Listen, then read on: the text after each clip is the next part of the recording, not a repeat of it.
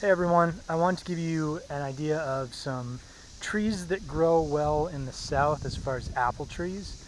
Um, a lot of people will recognize that apple trees in the south struggle with, it is called cedar apple rust. It is a orange spot that develops on the apple trees. And there are three varieties that I know of, there's probably a couple more, that are very resistant to the cedar apple rust. And I wanted to just point them out today. I've got two of them here. Uh, Currently, they had some June bug or uh, Asian beetle infestations that caused some damage to the foliage.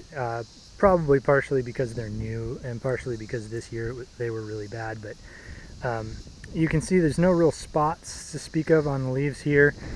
There are a couple here, and that's the cedar apple rust I was talking about.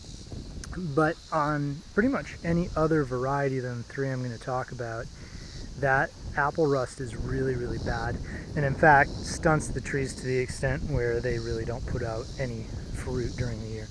So the three varieties, one of them here is wine sap, and yes, I did get these from Walmart. Got them for $3.50 a piece.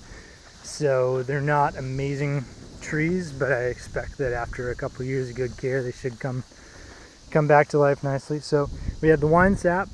This one is what's called a Wolf River. The Wolf River puts out a really nice big apple. It's good for fresh eating. It's also good for pies and canning and applesauce. It's really a pretty amazing all-around apple. Those get to be relatively large trees even when they're dwarfed. And the last variety, I don't have it here with me right now, but it is a Liberty apple, and they seem to do really, really well in the south. So zones that aren't necessarily as good for apples, Liberties tend to do really well. I'm in zone 7, and Liberties do very well. My parents have a Wolf River that's mature, and that tree is incredibly healthy and doing incredibly well, very disease and pest resistant.